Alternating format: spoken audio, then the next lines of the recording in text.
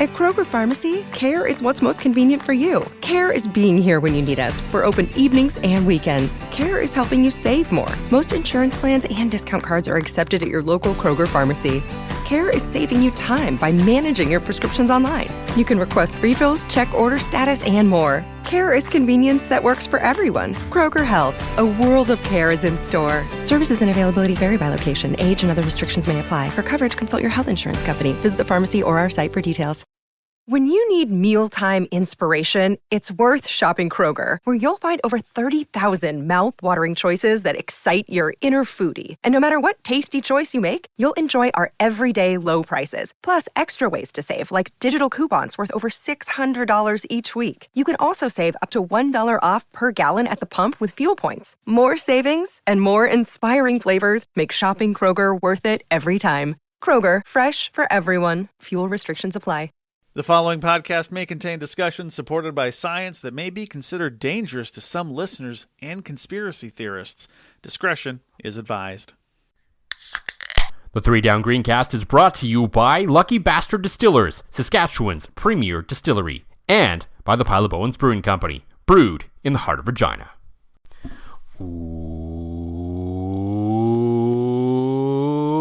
Welcome to the 3 Down Greencast. You are listening to the internet's only Trans-Canada beer. I don't even know where I'm going with this podcast. I'm Joel Gasson with John Fraser, as usual. You could have said the internet's only Saskatchewan dozen podcast. Sure, we'll go with that. Pretend I said that. Okay, because we don't edit here, we don't re-record. No, but, I'm not starting. I mean, even though we're 5 seconds in, I could easily just restart this. But no, this is what happens when you basically change what you're going to talk about at the top of the show like 30 seconds before you start talking. So that's some real meatball behavior by us. Exactly. Meatball. There we go. Here we go. So yeah, we do have a lot to get to in this episode, of course, as always. The Riders won. What? They won against a very good team and did so in mostly decisive fashion. Yes. For a game against a very good team, we shall say. So there's a lot of positives to take from that game, and game on, maybe. There's a lot to talk about from that game, one way or the other, of course. Bye week's coming up, so we got some, of course, things to talk about there. Banjo Bowl, Labor Day Classic on the horizon. Jake Dolegala looked pretty good.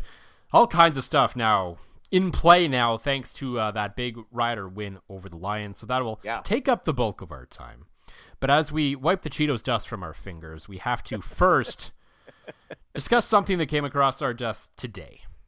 Yes, and hilariously, I've sent this to so many people that I forgot it was you that sent it to me this morning. You asked me, have you seen this thing? I'm like, yeah, I sent you this at like 7:30 this morning. 7:28 to be precise. Yes, because literally, I sent that, and I'm sitting, I saw that, I laughed out loud. I went and did the rest of my morning routine, and as I'm sitting in the drive-thru getting my coffee, I'm firing this off to like every Winnipeg buddy of mine I can think of. Well, and knowing your drive-thru experiences, there's someone in front of you ordering like $300 worth of product, so you had time. Today, it was like the people that don't know how to pull all the way up. So there was like this tiny little Chevy SUV thing that was holding up the line because it was like tiny Chevy SUV that wouldn't pull all the way up, followed by like truck, and I was in a loaner RAV4 myself today. But so I had plenty of time to text everybody on my contact list from Manitoba. Because we are, of course, lovers of fine beer on this on this program. It was sent to me by actually Bryce, friend of the show, Bryce. The Trans-Canada Brewing Company has released what they've called the Saskatchewan Dozen. It's so good. So their little blurb with it says, when it comes to football in Canada, we like to do things our own way. Our fields have 10 more yards, and who needs a fourth down anyways? It should be anyway, but that's anyway. That's all right. We'll let that one go. That's a good idea. Then, of course, is where it gets good, depending on how you feel about it. In 2009, our friends from Saskatchewan pushed a little too far when they played a 13th man instead of the usual 12. You can guess where this is going. It's effectively a 13-pack of beer that they've named the Saskatchewan Dozen. Its features 13 players in green jerseys on the cover, a ref making the call, and a player 13, of course, in the very front, holding a football and a banjo. unbelievable. And of course, they are all Pilsner style, which I'm sure makes it quite delicious because this program, we are pro Pilsner, but like actual good Pilsner.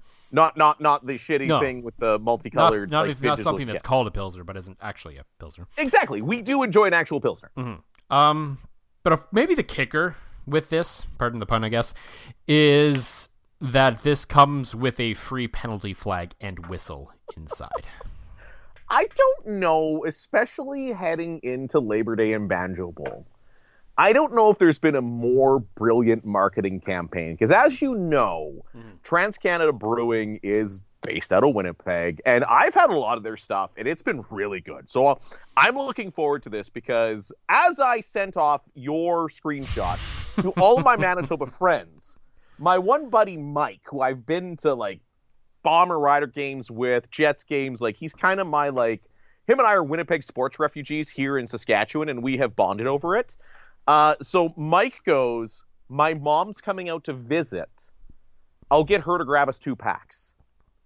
So I am actually going to have in my hands, delivered from Winnipeg, a Saskatchewan dozen. And apparently, because they released this morning. So in Manitoba right now, on Tuesday, August 22nd, in case you're listening to this at a different time. Right. Yeah. 2023, in case you're really going deep into the back catalog someday in the future. So they released it, and right now, Manitoba liquor stores are on strike because they have public liquor stores like Saskatchewan used to. Mm-hmm. I guess my buddy Mike's mom went to the brewery, and she's retired, so she went right as they opened. Yeah. They were half sold out already. Like, this is just taken off like gangbusters, and I can assure you, the number one drink that's going to be consumed at the Labor Day, at any Winnipeg-based Labor Day tailgate party is absolutely going to be this. This is brilliant. I cannot wait to try it because they make good beer. And as you pointed out to me, and I'm on it right now, when you go to the website for it, it's got the 13th man clip. Yeah. So if you're a Rider fan going to check out the website for this, there is a trigger warning. Well, there should be a trigger warning, maybe, just in case that you still can't find the humor in this. However many years later. Oh man, and I feel like it's they're releasing it at a time that it's been such a long time that people can kind of laugh about it. Mm. I would hope so anyway. Yeah, like you can kind of have a laugh about it. I mean, obviously, us that cheer for the Bombers are definitely having a laugh about it and buying stuff. Because I'll admit, like I remember even when I said it to you this morning, to me I was like, okay, I'm like, it's fun, it's kind of interesting, it's kind of funny, but I mean, it's a little. I thought maybe they were striking when the iron was a little cold at this point on that one, but I've thought about it more throughout the day. I've looked at it now that I've seen the website, especially. I'm like, okay, you know what? This is fun. This is cool. It's maybe the joke's a little old at this point, but whatever. You know what? Someone is doing something sort of CFL related that is going to get a market and some people interested in something. So I mean, hey, and that you can't argue with. That's great. Oh, 100%. And I think, and I thought the same thing too. I'm like, well, why wouldn't you do this before Banjo Bowl? And then I remembered the mass amounts of Winnipeg fans that travel from Winnipeg for the Labor Day Classic. You know they're going to TransCanada. They're stocking up on this, and that's what they're going to be drinking during their tailgating, and that's fantastic. It's almost like how I remember years ago when I used to attend the Labor Day. I will be at this year's Labor Day game, thanks to Credit Union Dealer Finance. But I remember years ago when I used to go, all you could drink was Pilsner.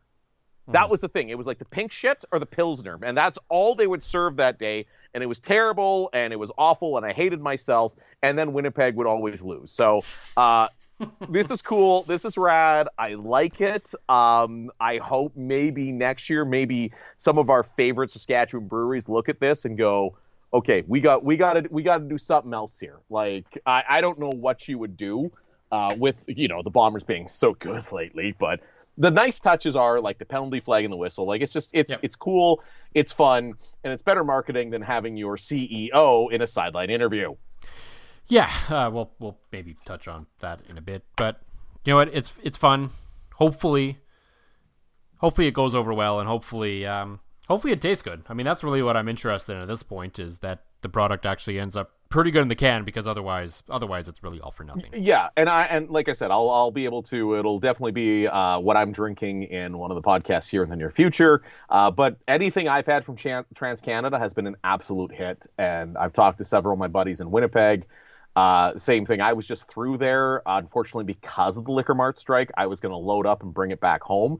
To me, it is probably, if I'm going province by province, you got Lake of the Woods in Ontario. To me, Trans Canada is the best coming out of Manitoba these days. Fun fact for you. Yeah, well, I mean, I don't know if it's fact, but it's your opinion at least. Not that it matters. I knew you'd get there! I didn't know how you'd get there, but I knew you'd get there! Fucking A, Gasson. Well done. Lots of Rider fans were as equally excited as John just was.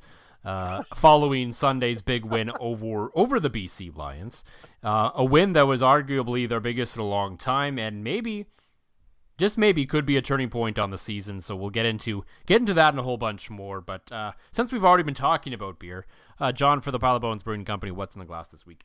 Well, I thought I was going to be angrier tonight, and then you and I talked to the preamble, and I realized, nah, I'm good. Yeah. So I did come out double fisting, one with our very good friends, the lucky bastard Distillers. I have the Hascap Gin, Sliced Lemon. What I did do this time, though, was I was actually patient for once in my life, mostly because I was still finishing my glass of wine from supper. And if that doesn't show that I'm not fired up about some things that you're probably all expecting me to address, having 2 glasses of wine at supper and being halfway through a glass of gin and having the patience to let the ice melt into that glass of gin proves that I really don't care anymore. But yeah, I let it melt down really good. And for now we got this. Oh, we get this sweet sound. Unofficial, official beer of the podcast, the Pile of Bones White IPA.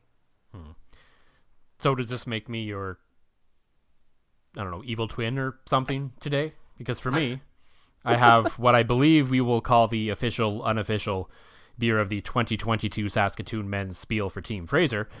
The Pile of Bones Black White IPA. The Black IPA. Oh, the Black IPA. Yes. Which doesn't taste like a Black IPA, and oh man. Well, it tastes exactly like a Black IPA. It just doesn't taste like what you would expect the dark beer to taste like. Well, that's exactly what it was. That's why I was so confused when Pile of Bones, and again, this is, so to peel back the curtain, Pile of Bones definitely hooked us up for the men's bond spiel. We had so many beers to consume between me, you, Pricey, and Lukey that it was fantastic. It was awesome. They're a great sponsor. Lucky Bastard, also the same thing. Great sponsors of this pod. But the Black IPA, I remember sitting in Pricey's Golf Simulator garage, joys of being retired, or semi-retired, or joys of being an empty nester. And I cracked one, and I'm like, I don't know how this is going to go. Like, I am well in one. I've been drinking, like, lager the whole day and jump into a Black IPA, and it is not what you expect. So if you're like me and you're like, I don't like dark beers, still buy this. It was delicious. If you need to pour it out for, like, the full mind-bending effect of the genre. Because, yeah, you pour it out, you look at it, and you think, oh, this is going to be, like, roasty and smoky and malty, and no, it's super tropical and juicy and delicious. It's awesome. So does that make you the night man and make me the day man? I guess so. I don't know. It's an Always Sunny reference. Oh, yeah, you haven't watched that in so long. I know, but you need to go back. You need to just like listen to, because I've now got my kids singing the high part of Dayman, fighter of the night man, champion of the sun. The only It's Always Sunny I remember right now off the top of my head is because I watched it on airplane once, whenever that was, a few times ago. Because it was on like the Air Canada like package, I believe, of of like shows you could watch. So Air Canada was WestJet, one or the other, obviously. Yeah. And it was the episode where they go to the water park. And they all get stuck in the stuck in the slide. Yeah. And I guess then like Danny DeVito's character is talking about he's skipping to the lines by telling everyone he has AIDS. And then they go he goes down that one that isn't ready yet, and he cuts himself wide open and falls into the pool, completely bleeding everyone. Everyone freaks out. Yeah. I think that's one of the rare times I audibly burst out laughing on a plane. Oh God, it's such a good show. I remember going. I remember flying Air Canada back when I used to travel with the Rush, and I used to always just like pass out, but like the only station that like had good enough music to just like zone out to, because 9 times out of 10, this is before they really had like USB and phone chargers on phones, or on airplanes. So what I would do is I'd always just pick like the EDM channel. So I'd be like having this great snoring, drooling plane nap while it's like doo doo doo doo. That's all I remember from those old Air Canada entertainment systems on way too many early morning flights. See, I sleep on a plane with nothing because the white noise of like just that is enough. See, I did that too, but I ended up beside somebody every time, and they'd like be heavy breathers or a nose whistle, or I always like put in the earphones, because the earphones are the universal sign of I don't want to talk to you on this plane. Fair enough. And in fairness, if I was coming back from a rush trip, I can assure you I had an epic U.S. craft beer hangover. Like I probably still smelt like the night before. Yeah. There may be some riders smelling like the night before. Recently, as they got to celebrate an absolutely mammoth win heading into a bye week, and it's a win that we've all kind of been waiting for. In the Craig Dickinson era, they haven't really had sort of the win that you never saw coming. Yes. Just like they haven't really had the win where they just sort of laid the wood to a bad team. They haven't really had the win because notoriously throughout the years, under many different head coaches, under many different times, when the team isn't necessarily great, every now and then they pull out that win that just leaves you completely gobsmacked. Yes. And they finally had that on Sunday night against the Lions. It ended up being a lot closer maybe than it should have been, but I'm mostly going to give the BC Lions a shitload of credit for that, because seeing them in person now, I think twice even, that offense is just fun to watch and is never out of any football game. I remember partway through the third quarter, I started saying to some people, I even messaged Dan Plaster, and he didn't agree at the time. I said, the Riders still need one more score, and that's when it was 31-13, because I was like, this Lions, man. And because they kind of had that one drive where they started moving a little bit, and I was like, the Riders need one more. And they ultimately didn't. They got lucky, and we'll get into that. But they needed that one more to really put that game away. But ultimately, that is just such a win that takes so much weight off the shoulders of so many people within the organization, so many players, and heck, even the fans at this point, because everyone involved with the Riders, from top to bottom, inside and outside, needed that win. Oh, absolutely. You could not have said it better. And the thing that impressed me the most, too, it's not like that BC offense just willed themselves back in that game. It's not like Saskatchewan. It's not like Jake Dolegala was out there making mistakes. It's not like the punts were getting blocked. It's not like there were special teams miscues. It was just this offense was like, yeah, we're going to get ourselves back into this with a banged up quarterback. So, but in terms of the Riders play, you texted me early first quarter, and I had a rare time that I was actually able to watch a majority of this game as well. I mean, from an outsider, again, you were there, you're covering it for 3 Down. I'm just watching as a, meatball podcaster actually in my basement, just watching objectively, just to kind of see, okay, how's this game going to be? It was entertaining as hell. Yeah, it was a great football game. Great football game. You texted me in the first, and you're like, I think the Riders' special teams might kill somebody tonight, and it looked like that. Oh, you could tell. Like they across the board were fired up to play that football game. Oh, absolutely. The defense too, and full marks to BC. Like, I think if that's any other team in the CFL, including Winnipeg, the Riders run away with that one. Like, they played so well. Like, that is their best performance in 4 years. Have you seen Chuck Norris lately? He's still kicking butt and staying active well into his 80s. What's even more shocking is he looks more jacked than ever and seems to have more energy than guys half his age. And it's all thanks to Morning Kick, a revolutionary new daily drink from Roundhouse Provisions that combines ultra-potent greens like spirulina and kale with probiotics, prebiotics, collagen, and even ashwagandha. Just mix with water, stir, and enjoy. Unlike other green drinks out there, this one tastes exactly like strawberry lemonade and has hundreds of 5-star reviews. Go to roundhouseprovisions.com/save44 for up to 44% off your regular priced order. Plus, every purchase is backed by a 90-day money-back guarantee.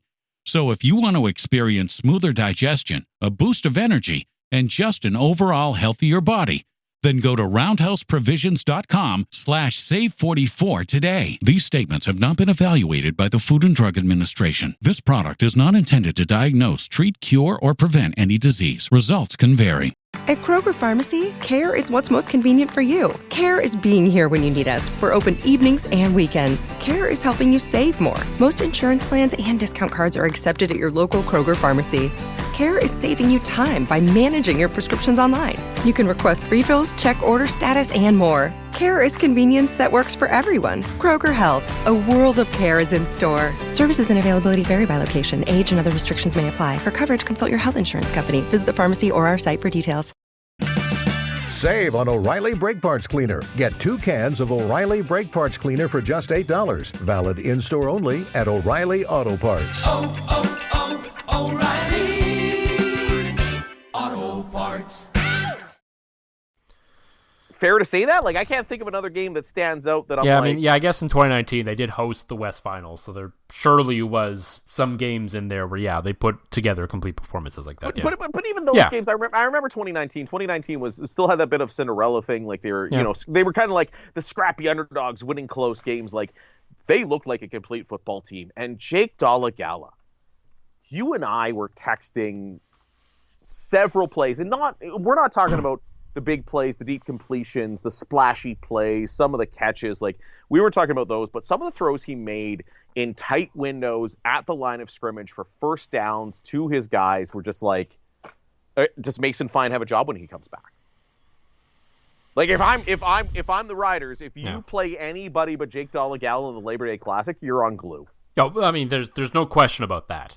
I'm not ready to fully jump on board the Jake Dolegala is 100% better train.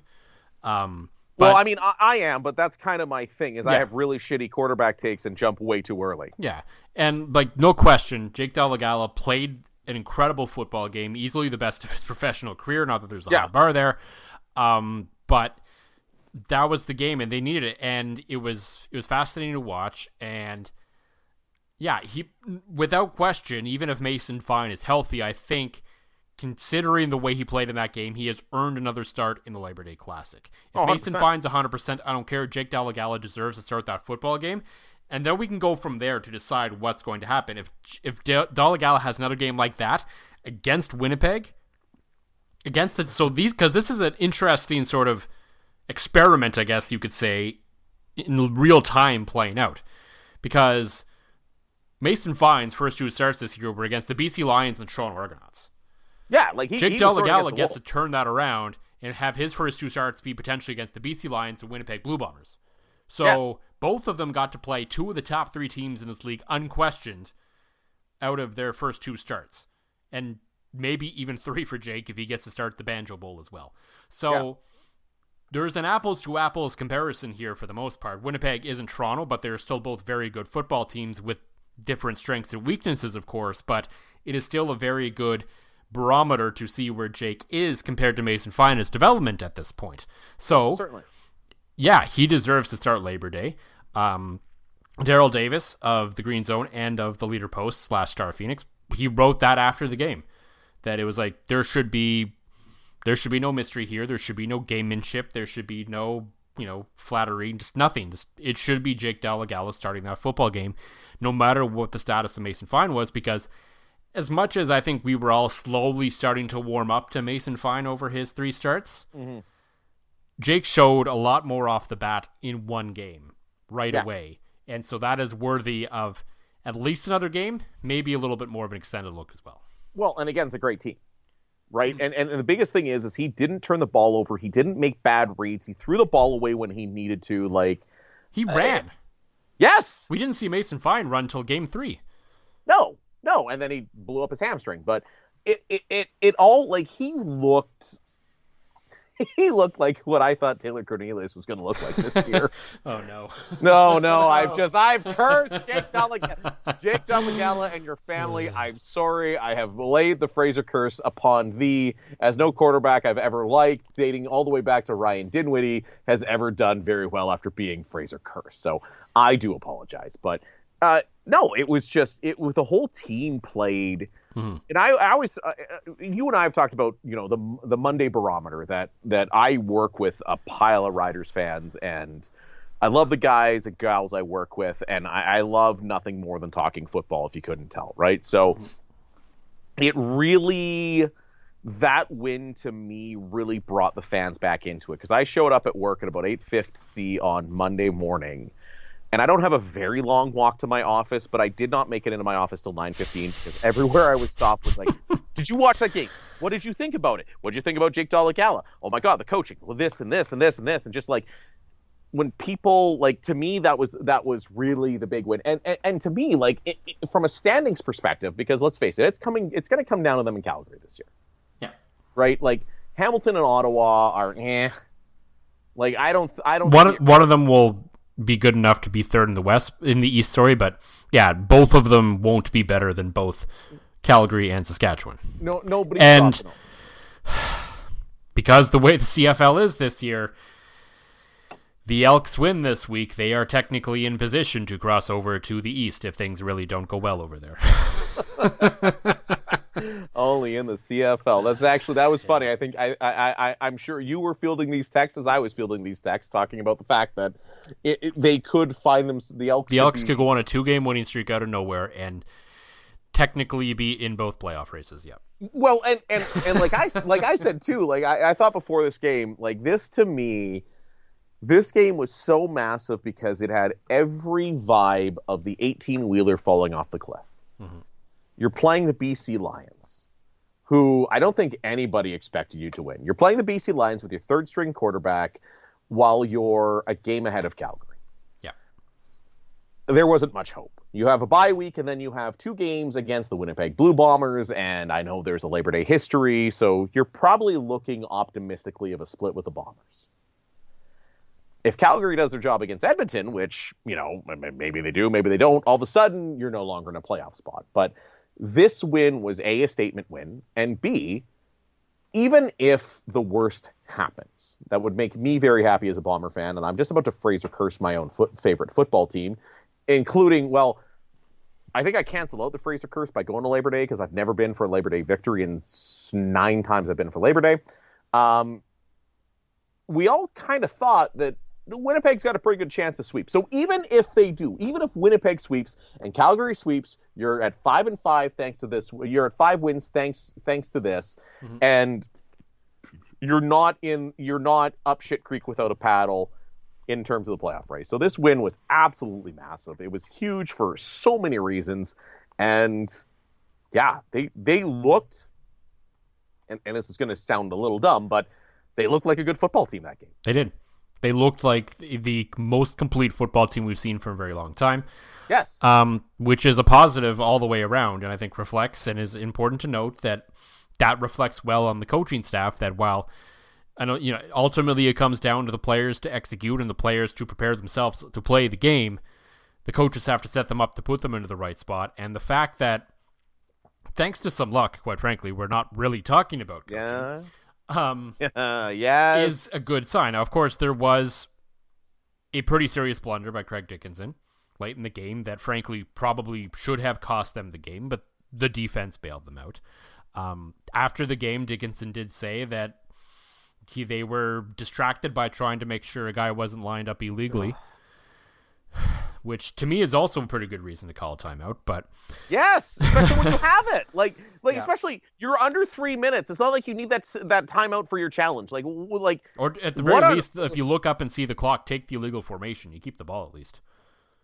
Right, yeah. Right. Or at the very least, the thing is you can't expect Jake Dolegala as a sophomore in his first start in a moment like that to have the awareness to call timeout. No. Like, you cannot put that on Jake Dolegala. That's why the coaching staff, it needs to be like the NFL, where there's a guy standing literally right beside the ref, ready to call timeout if shit's going sideways.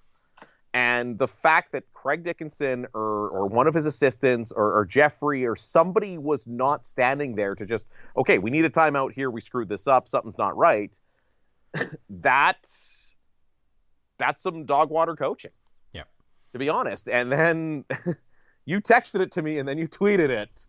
That defense went, nah. Yeah, we ain't losing tonight. That was that was a response. It was, and from the defense, it was a trend that continued from the first time they played the Lions. Yes, in BC when they got after Vernon Adams Jr. There is something that Jason Shivers knows about that front in BC because they get through there, and when these teams play again, unless it's a playoff game, Vernon Adams Jr. might just have the flu that day because he has not had a good time against the Saskatchewan Roughriders this year. Luckily for him in the league, it doesn't appear he suffered a serious injury in either of these games, but everything's building up, it seems, against these guys. Well, I'm trying to look it up, but who was the name of the right tackle? Just like Anthony Lanier. I don't know if I've seen in any level of football outside of like high school where you got like a 5'0" offensive lineman against a freakish 6'8" defensive lineman that had his growth spurt early. Yeah, they were missing one of their best offensive linemen in that game due to injury, so someone had to be plugged in, and it showed. And Anthony Lanier, who again is a guy I like because of the community work he's done, what he's done at these football camps, and just like I'm a big Anthony Lanier guy. Just like, I don't know if I have seen a defensive lineman hand an offensive lineman his lunch like that in professional football. Yeah. Like, that was like, if you're looking back on the film of that, oh my God, you're burning that. Like, Lanier the entire night, even if he wasn't getting to Vernon Adams, he was just getting through the line. Yeah. Like, and that speaks to the talent of Lanier, but more to, oh my goodness, that was a bad O-line play. And I don't pretend to be a coach, but no. Like, woof, woof. No. And I think in in terms of being fair, we talked about the one mistake really Craig Dickinson made in the game. Right. Overall, to take that out, it was basically a flawless performance from the coaching staff. Yes. And I think a couple of things stood out as to why they were successful with it. Number one, I also do want to give Craig Dickinson credit because at the time, when they were called for roughing the passer on the one drive where the Lions cut the lead again. Yes. I was like, it was such a big play, or it was the pass interference, whatever call it. I think it was roughing the passer. I was like, you got to challenge that. Like, without seeing a replay at him, like, given the moment of the time in the game and the importance, because I believe they had the stop there if that ball comes down, and it would have been game over. So I'm like, you got to challenge that. Then I saw the replay, and I was like, good thing Craig Dickinson didn't challenge that because that was legitimately a penalty. So he deserves credit for not going fishing there because a lot of coaches, and he has in the past gone fishing. So that was the moment like, no, I'm going to hang on to this just in case. Good. Well, I mean, especially when you compare that to Rick Campbell, who looked like me in Northern Ontario with a line in the water the entire time. Which is a very un-Rick Campbell thing to do. Which is also very confusing about that whole situation. But I think it's also important to give some credit to offensive coordinator Kelly Jeffrey. Yes. Not only because of the game they called, obviously, like that Jamal Murrow's touchdown was just a piece of art. If you haven't seen that from far away, because when they started lining up, I'm like, there was no one to our side of the field. So the press box is on the west side. There was literally not a soul in sight that way. And as soon as he cut that way, I'm like, touchdown. No. And the thing I loved about it too, and this showed the kind of game that Jake Dolegala had. Yeah. And his recognition and his intelligence and his football IQ was the fact that as soon as there was a block and Morrow was sprung, his arms were up. Yeah. Everyone knew it. It was touchdown instantly. Like, and that to me, like, if you're the quarterback and I don't know if he changed the play at the line of scrimmage or he had a hot read there or something like that, but the fact is, they all did it. Like, there's the great picture. It was actually for the good, the bad, and the dumb. The writers provide a bunch of pictures post-game for media to use. And it's the one, Morrow's running in, and the offensive lineman has his arms up already. Like, I don't even think he's crossed the line yet. So, no, I'm actually, now that I do research and, have the dual monitor set up, I have your article up, and that is exactly it. And there's a very sad-looking deep BC player like, shit, I ain't catching him. But I think most importantly, perhaps Kelly Jeffrey learned something from Mason Fine's first start against these same BC Lions, which was, you're not going to nickel and dime this team to death. You're not going to beat this team playing safe. You got to go for it. And to his credit, they went for it. They got some help. They got some help with a couple of turnovers, especially that early one. And they scored on that early turnover, which I think was a key moment in that game for them all believing that they can do this. Yes. They come away from a field goal there. It's maybe an entirely different game. Who knows? But they capitalized off the mistakes that they made. And I think Kelly Jeffrey the playbook maybe wasn't completely wide open for Jake Dolegala, but it wasn't completely locked down like it was for Mason Fine in that first game. No, and again, like, I like the fact that they're spreading the ball around. Like, again, Sean Bain's got 9 catches. You go on the like CFL stats site, and again, it's flawed and broken. But like in terms of targets, like Bain's targeted 9 times, Amulis like 7 times, and a couple. Oh my God, some of the catches he made. Yeah, like that one looked like a sure pick. Mm-hmm. Like that looked like the old RKO out of nowhere. Just boom, boom, high points ball, boom, done. Like it's funny. Like I don't even like. I'm a Winnipeg fan. And talking about these things just excite me. Like I get up. That was just a good football game. Mm-hmm. Like I enjoy good. Like it's funny. This is such the opposite of the Montreal game, where the team was just like, you could just tell they were just missing a step. They came out this game and everybody had that extra step. Yeah, it's like they had a week off and multiple days to prepare for this game. What? Yeah. They didn't have to travel all the way back and forth across an entire continent? No, yeah, no, it's funny. It's funny. I'm sure purely a coincidence, I'm sure. Yeah. Totally. Best rider game of the year, and again, another entertaining home game. It's like, holy crap. Like I know the crowd wasn't great. They announced 27 plus, so it ended up being pretty good. Yeah, Yeah. Yeah, it's pretty good. I know you had sent me a picture pregame, and I've seen some photos that are like, it was a little meh.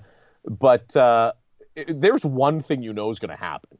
Yeah. If you go to a Rider home game this year, it's going to be entertaining. The win or lose, it's good. Shit's going to happen, and it's going to be fun, chaotic, and that's really all you can ever hope for in a football game. Yeah. And if you're really lucky, you may get to witness them interviewing the CEO of the company on a sideline. Of a company on the sideline. I was in the middle of... I was trying to find the perfect combination of tweet and wrestling gif about you adding that one to your article on TSN. Mm-hmm. But because I'm technically sometimes a contract employee of TSN, I'm like, I don't know if I should tweet that one out. Yeah. Which... if I follow my social media, I don't exactly pull punches. But this one, I'm like, I don't know. I should probably bite my tongue on it. But I just couldn't find a good enough combination of joke and Chris Jericho gif. But I knew the second I saw him on the sidelines getting interviewed, that like, A, it's an in-game interview. B, it's with the fucking CEO of Save On Foods. I just pictured you vibrating and writing your 3 downs on TSN at the same time. You know, strangely enough, I wasn't as mad about that one as the other 2, especially the first one in Calgary, which made a horrible football game even worse somehow. Sergio was 4 for 4. Like, we got that. Our boy was good. It was not an entertaining football game to watch. No, it was not. But Sergio was 4 for 4, so that was good. He was, yeah. Our boy was good. Because number one, Save-On paid for that interview, so I mean, whatever. It's advertising, I guess. That's the way it goes. Right. I will give Britt Dort a ton of credit. You watched it closer than I did because I was at the game in the press box. She handled it well. She got in and of it quick. Dusty had a good line coming out of it. So it was well managed as a broadcast for something that they had to do. But, Dusty, my goodness. I like the fact it was almost like, and I'll give them credit, like I think Save On Foods got more value out of Dusty talking about how he used to work at Save On Foods. And Glenn Suter's like, so like Dusty's talking about how he used to work at Save On, and Glenn Suter's like, yeah, they got great prices. It's always good. I'm like, I almost feel like you could have just paid for Dusty to talk about that. But, and you know what? Like, you and I have done a lot of interviews. You hold your mic in front of somebody who's maybe not an athlete, maybe not somebody that talks a lot, and they just ramble and they go on and on and on and on. And, you know what? This is going to really pull back the curtain maybe a little too much. Like if you've ever interviewed Environment Canada's David Phillips. Oh. You ask the guy one question, you have 20 minutes of tape right there. That's exactly it. Like, it's like, so Dave, weather. and that's if you ever hear David Phillips on the radio, A, great interview, but B, those 10-second clips, somebody had to go through, the other 19 minutes and 50 seconds to that. So there's a deep cut for the Green Cast fans, but I'll give him some credit for just like, he knew, like Daryl knew he was there for an interview. It was like, boom, him and Britt were snappy. It was quick. It wasn't bad. Like, but it's still, it is kind of cringe and weird and super cringe. Oh, 100%. Having the CEO of a grocery company in a time where grocery companies are basically, I don't think there's a way I can finish that sentence, but to have him on there, it just, greasier than a used car salesman on the weird lot on the corner of some street and some other street. Fantastic. You did not say legitimate dealership or finance manager. I am okay with that analogy. But it's just, it's TSN's insistence on the in-game interviews. Mm-hmm. When universally, and you tweeted it out with the perfect Simpsons reference, the Seymour Skinner. No, it's the kids who are wrong. It just make them go away. Like, just make them go away. So I can't wait till I'm forced to do an in-game interview with myself, Cody Jansen, and Galen Weston at some point during next year's lacrosse season. Oof. I don't know if there's any escaping that in any sort of good fashion right now. So how's gouging going? At Kroger Pharmacy, care is what's most convenient for you. Care is being here when you need us. We're open evenings and weekends. Care is helping you save more. Most insurance plans and discount cards are accepted at your local Kroger Pharmacy. Care is saving you time by managing your prescriptions online. You can request refills, check order status, and more. Care is convenience that works for everyone. Kroger Health, a world of care is in store. Services and availability vary by location. Age and other restrictions may apply. For coverage, consult your health insurance company. Visit the pharmacy or our site for details. When you need mealtime inspiration, it's worth shopping Kroger, where you'll find over 30,000 mouth-watering choices that excite your inner foodie. And no matter what tasty choice you make, you'll enjoy our everyday low prices, plus extra ways to save, like digital coupons worth over $600 each week. You can also save up to $1 off per gallon at the pump with fuel points. More savings and more inspiring flavors make shopping Kroger worth it every time. Kroger, fresh for everyone. Fuel restrictions apply.